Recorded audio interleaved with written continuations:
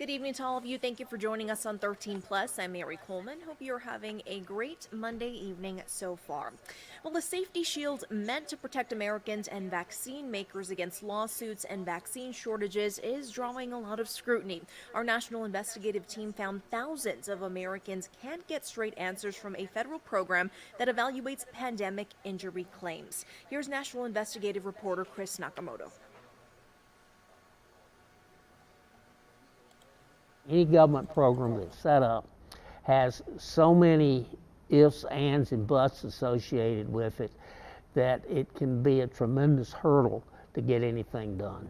This doctor is befuddled by bureaucracy in Washington that's supposed to evaluate pandemic-related injury claims. His words of wisdom in response to what our national investigative team found. They're put in limbo for months or years. Nearly 11,000 Americans are currently caught in a tangled web of sorts. Found the forms and I filled out the forms. Waiting for answers. How long is this going to take? I don't know. From a program called the Countermeasures Injury Compensation Program. People got COVID vaccines, or CICP. They followed the directions, they did the right thing. Since January 2021, the program has spent millions of taxpayer money on administrative costs and only paid 11 claims. I mean, this is going to be a disaster, an absolute disaster for vaccine confidence in this country. It's very, very frustrating. Laura Murray is one of the thousands of Americans trapped in a tangle of red tape. When you're frustrated and upset, who do you want to call? You want to call your mom.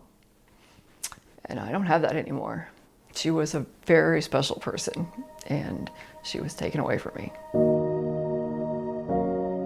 Laura Murray's memories of her mother, Deborah Richardson, are solemnly stored in her heart. Her existence honored in these home videos that still bring a smile to her face. At this North Charleston, South Carolina gravesite, "Always loving, always loved" are the words memorializing her mom, eternally entombed behind this wall. Richardson died 3 years ago, within days of being hospitalized for shortness of breath and vertigo. She called me and said, "I'm feeling a little dizzy and I think you need to take me to the hospital." I said, okay, so I took her to Somerville Medical Emergency and they did some tests on her and found out that she was extremely low on her platelets and that she was anemic. In January of 2021, medical reports show Richardson had routine blood work and everything was normal. Weeks after that blood work, Richardson took the first dose of a COVID-19 vaccine. 2 weeks later, her health declined quickly. First treated at Somerville Medical Center, Deborah's condition stumped doctors.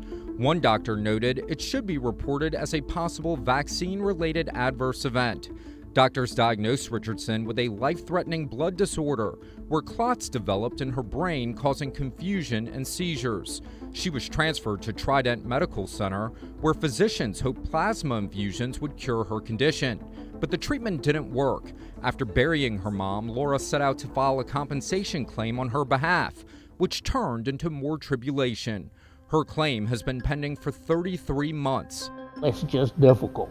Dr. Brobson Lutz, the former medical director for the city of New Orleans, called cases of potential side effects or adverse reactions extremely unusual. Vaccines overall are definitely safe and they reduce not only disease but deaths. And we've known this for decades. While rare, adverse effects do occur and the people who get them need some compensation for them. Because COVID vaccines came out for emergency use during the pandemic, injury claims had to be filed with the CICP. The program first paid claims in 2010 for smallpox and the H1N1 flu outbreak. Our national investigative team tracked down and talked to some of the doctors who received contracts to review cases and combed through 3 years of data, which showed how the government spent your money. Only 11 COVID vaccine-related claims were paid, for a total of $41,175. But over that same time frame, CICP spent more than $26 million on administrative expenses. According to federal spending data, nearly half went to paying the salaries and benefits of the program's military and civilian employees, and millions more went to contracted healthcare professionals. Since January 2021, 110 contracts were given to medical professionals to review claims. Our team found one of the contracts was given to a lawyer who used to be a nurse 40 years ago.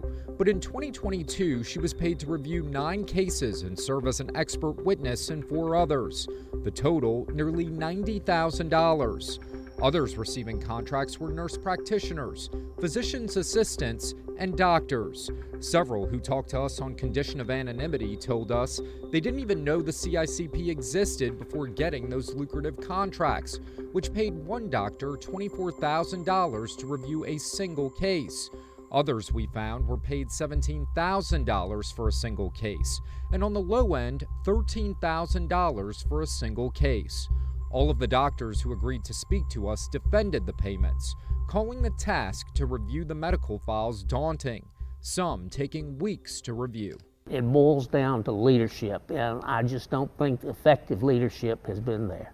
So as you note, Commander George Reed Grimes oversees the program. He testified before Congress in February acknowledging that the system was overburdened, and now they have 3 advanced practice providers reviewing claims. At the beginning of the COVID-19 pandemic, we had not had a direct appropriation with the CICP. We also had only 4 staff. When we received our first direct appropriation in fiscal year 2022, we were able to ramp up quickly, and now we have over 35 staff who are assisting to adjudicate claims.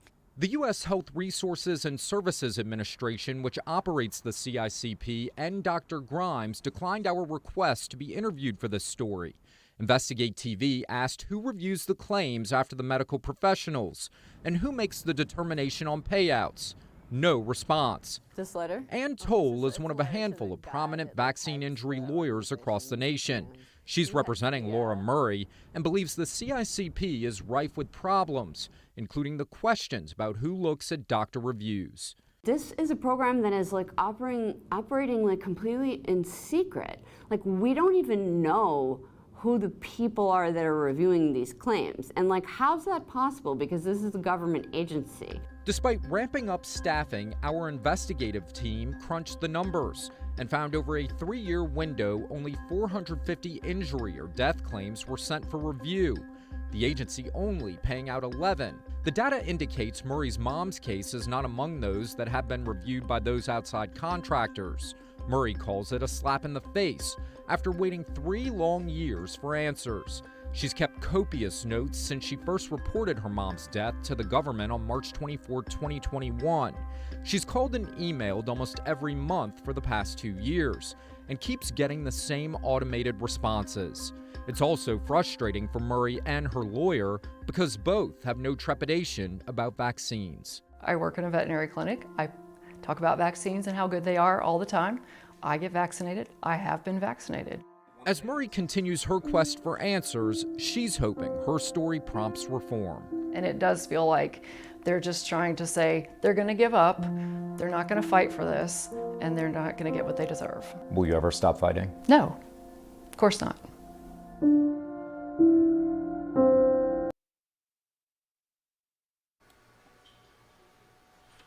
Well, currently 8 U.S. representatives are pushing to overhaul the CICP in a bipartisan move to transfer all COVID-19 cases out of the CICP and into another vaccine court that's been around since 1988. Now, that one has dealt with 23,000 cases for vaccines from polio to measles. It has 8 judges known as special masters and operates more like a traditional court setting.